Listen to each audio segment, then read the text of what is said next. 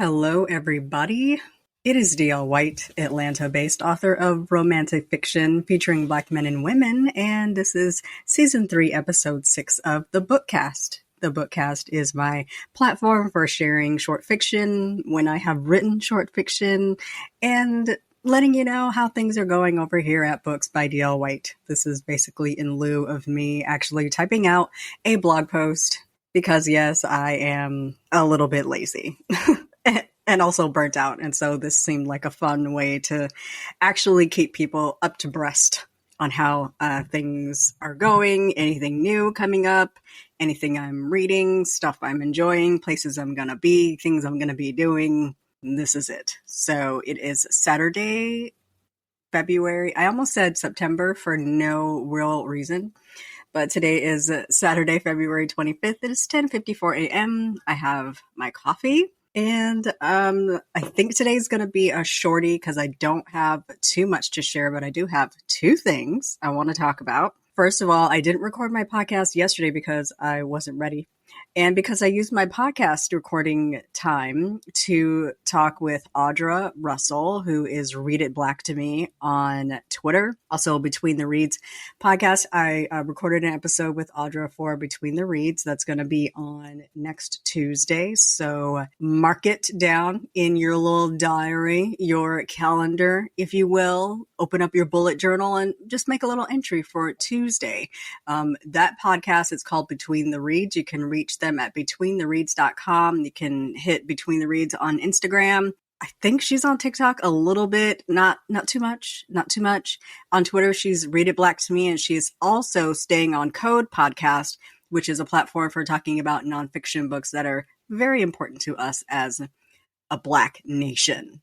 That's also a really great podcast. Last week-ish, she had the author of American Sirens, Kevin Hazard. He wrote the book about the first Black paramedics, and it's a great book. The episode is awesome.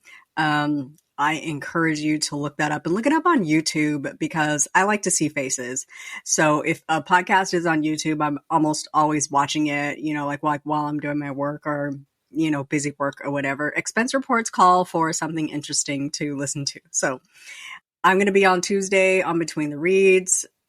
Make a note of it. It's on YouTube. It's also on all of your favorite podcast apps except for Spotify. She does not distribute to Spotify. So take a listen. We had a really good time talking about Hey Lover, a little bit of writing stuff. And I feel like I snorted at some point during the podcast. If I didn't, I almost did. That is just how much fun I have with my friend Audra. The other thing that I wanted to share today is that I actually have short fiction to share with you. This is something that a few people who have been reading me for a long time might have seen a very long time ago. It was on my old blog and I've saved it all these years and didn't really know what to do with it because it's not contemporary, but it's not historical. It is a very, it's a rural life piece. It's super short. It's like 2,400 words-ish, not even 2,500 words. It's just kind of something that I think I wrote it as a prompt. It's like a free write kind of thing, but I was kind of digging through some things and like, what can I share? And I haven't really written anything new, but I do have a lot of old stuff that could use some editing that I could share just for the podcast. Not even anything to share, but just something to read and have for this podcast that I created to share short fiction. So I have a little something. I wrote it in 2013. It's simply called The Storm. Again, it's not contemporary, but it's not historical. It is very slice of rural life. And I hope that you enjoy it. So I'm going to take a quick coffee break and I'll be right back. This is called The Storm. Jed and I get up before sunrise to work in the barn before he heads out for the day. Jed milks the cows. I muck the stalls. We both gather fresh eggs, and by the time the sun peeks up over the horizon like soft pink arms stretching out over the cornfields, kissing the leaves of the trees, and drying the dew on the grass, we're on our way back to the house, hauling buckets and baskets. Jed goes around to the back of the house to use the wash tub. I busy myself getting something hot on the table, eggs over easy, fried potatoes and diced onions, a few slices of ham left over from last night's dinner with salted tomatoes on the side. The tinkle of brass clasps on Jed's overalls and the heavy thump of his boots let me know he's dressed and will be heading to the kitchen shortly. Jed usually has a few minutes between dressing and heading out the door to sit with me and eat. I indulge in this time with him watching him gulp strong black coffee and shovel food into his mouth. Gonna be a hot one today, I muse, my hands cupping the wide-mouthed mug. I could already feel the heat seeping through the window panes above the kitchen sink. A triple-digit day, I figure. Jed chews, his eyes following mine to the view of clear blue skies and a light wind rocking the branches on the oak tree in the middle of the yard.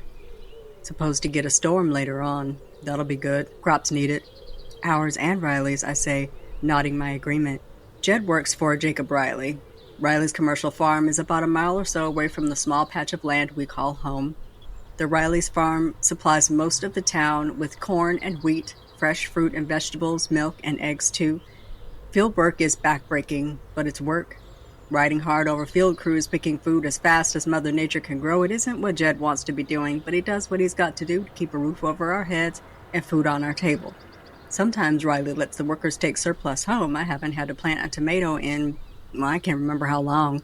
I hum a soft tune, one familiar to both of us, picking at the remnants of egg and potatoes on my plate, dreading the tick of the clock when the big hand hits the 6 and Jed pushes away from the table, sets his empty plate into the sink, and bends to drop a kiss on my cheek, his breath smelling of coffee. His tone is always light and cheerful. His steps, though, will plod slow and heavy as his boots clomp along the wooden slats Jed laid himself. I push myself up from the table, leaving my plate where it sits. There will be plenty of time for cleaning up after Jed is gone for the day. You don't work too hard now, I tease, as I do every morning, adjusting the straps of his overalls as he pulls them over broad shoulders and snaps them closed. You know Riley don't care none if you get overtired or break something, he'll just replace you. Yes, ma'am, Jed always answers in a rich baritone. You know I do my best to come home to you every day. You just make sure today is the same as any other day, and we'll be fine. After Jed leaves, I start in on my chores. I have a routine, things I do on certain days of the week that keeps me from having to clean all day every day and gives some variety to my schedule. Today is Tuesday, so it's wash day. I gather up the pile of Jed's sweat-stained shirts and overalls with dirt crusted into the cuffs. I pull up the rugs and stir the dust around. This spring and summer has been so dry, it seems like the air is full of dust. At night it settles into the cracks and the next day I kick it up again. I'm about to give up the fight. I hum and sing through my chores, making good progress on my list. It's such a nice day, I think I'll take an extra long break, pack a lunch in a basket, and steal away to the fields just beyond the house. My sister up in St. Louis sent me some books. Some love story books. I've been saving the latest one for a nice day, so at about 1 o'clock I set out with my lunch and head to my favorite spot on a flat piece of land where the grass is still a little green and soft, and sit with my back up against the trunk of what's probably a 100-year-old tree. I packed a sandwich of leftover ham and cheese and some sliced tomatoes. I spread out my blanket, unpacked my lunch, and opened the latest package from Jane. On the cover is a handsome man, bare chest, smooth, flawless skin the color of thick Karo syrup, eyes shaped like almonds and dark as night. His mustache is thin, and he has a wisp of a beard, not like Jed, who sports a full, thick beard and mustache. His hair seems cut close, but it's hidden up under a black, wide-brimmed cowboy hat. My, I say to myself. Let's see what Mr. Nighthawk has for me today. After a few pages, I'm already lost in the story of two lovers who did not seem meant to be but couldn't resist the pull of each other. That Ian Vance seemed to have given up on feeling the softness of love ever again and dedicated his life to dangerous work. Maggie Freeman wasn't a shrinking violet or a damsel in distress. Not soft and loving. She could stand on her own 2 feet, but this time she needed help. Ian wasn't there to help, but he didn't seem to want to do what he was supposed to do with her. I loved all the books my sister sent me, but this author right here, this Miss Jenkins, had fast become a favorite. Sometimes I like to switch the characters out and put me and Jed in them. Makes it more real life. Time gets away from me reading that story in the shade of the tree. I'm about halfway through the book and I could have read more except I hadn't noticed the sky getting darker. I didn't feel the wind picking up and blowing the grass this way and that, rustling through the leaves on the trees. It isn't until a cool wind snakes down my back and the scent of rain hits my nose that I look up. A terrible pain shoots through my heart. I don't know if this pain is panic or fear or a mix of the two. The sky is dark, clouds black and looming, piling one on top of the other and blowing with the wind, which is strong and growing stronger. In the distance, I see the ugliest thing I've seen in a long while. A few miles away, the sky is jet black and ugly, and coming straight at me, loud and fast as a runaway train. Bad storm's coming, I say aloud. I throw together the remnants of my lunch, the book, and my blanket and head toward the house, barely able to breathe through the gusts of wind already bellowing between the trees. Every time I look up, that ugly patch is even closer than it was a few seconds before. Normal rain ain't no thing for us. We hole up in the house around the fire, listening to the drops hit the tin roof and pitter-patter off the edge into puddles around the house. Once it's over, we go on with our lives. A heavy rain with a mighty force of wind and an evil sky, that means trouble. Maybe even a twister. I ain't seen one of them in a long time. I run to the house, a little shack just barely sturdy enough to withstand strong wind, let alone a twister. I dump my basket onto the porch steps and head toward the barn. The cows are agitated, milling around, mooing at me like I know what they're saying. Them dummies don't even know to get back into the barn. I have to shoo them in there with the chickens and close the door behind them, then get to the house and close up all the windows. I wish Jed was home, but he'll likely wait out the storm at Riley's. If there's daylight left when it's over, Jed would lead the team in scouring the crops to get an idea of the damage. The rain has come. Not a drip, drip, drip rain, but a hard, sharp, hurts when it hits your body rain. It's near darkest night, but it can't be later than 2 o'clock. I managed to get every animal into the barn, but I can't get the door closed. The wind is powerful and fierce, blowing the door open at the same time I'm pushing it closed. I use the power of my backside against the worn, painted wood, my feet sinking into the mud. I cringe as the cold guck creeps over my shoes, soaking my feet. The sky seems to bust wide open and exhale over our little house, sending gusts to kick up the dirt and mud and objects we keep around the yard, buckets and baskets, tools and jars. They fly past me, swirling around until they hit something hard and sturdy and burst into pieces. The pieces get picked up, carried on high winds, sending shrapnel into my face. Soaking wet, so cold I'm numb and covered in mud, I manage to close and latch the double-wide doors and rush around to the side of the barn.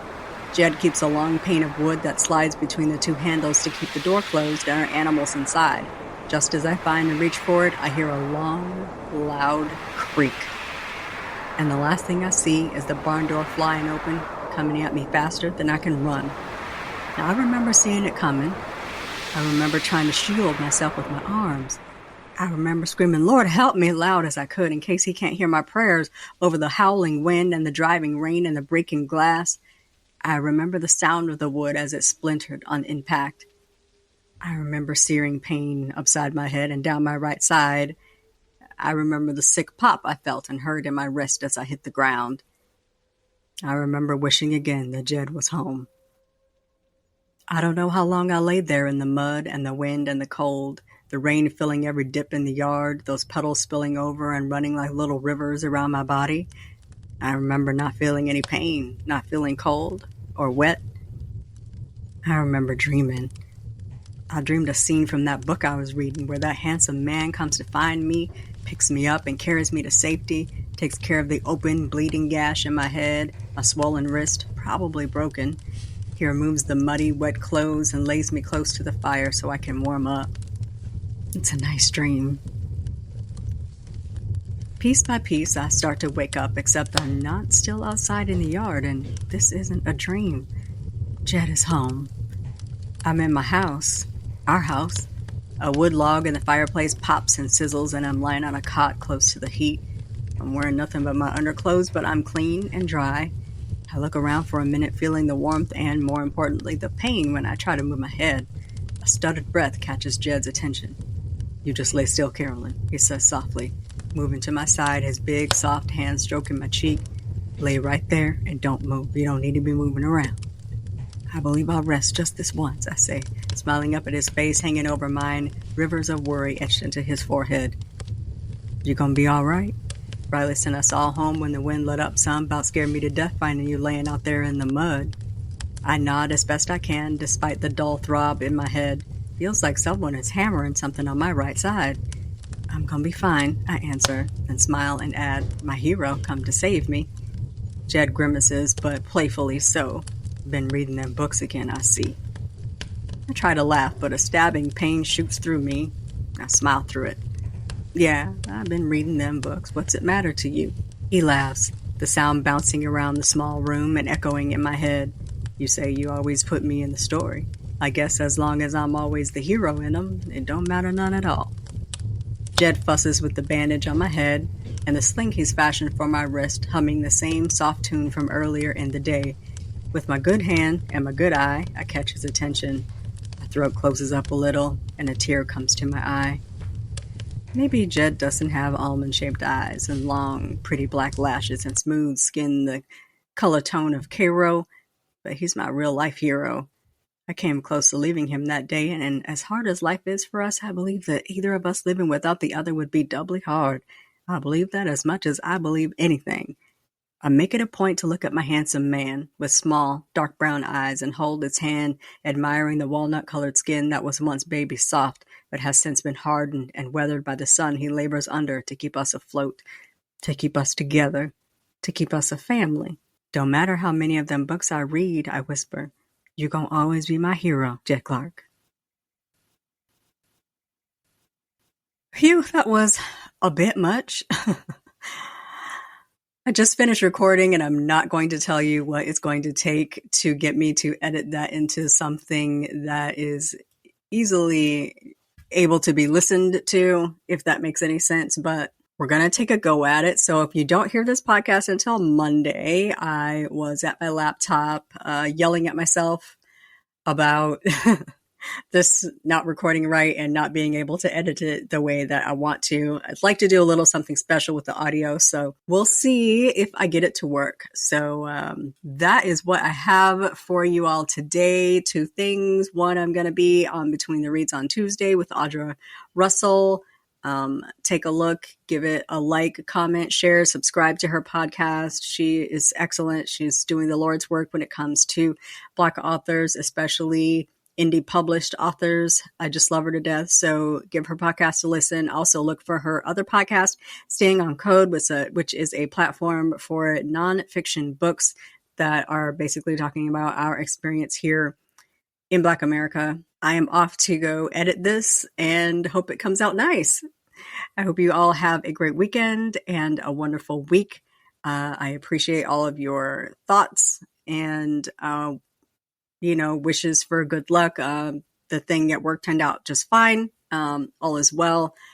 I may have some opportunities that I'm looking into. So other than that, everything's great over here. We will talk to you all next week. Again, you can always purchase my books at booksbydlwhite.com/books, or you can go straight to my store at payhip.com/booksbydlwhite. You can also find my books in ebook at your favorite ebook retailer, and select titles are available in paperback and audio both at my store and on the retail stores.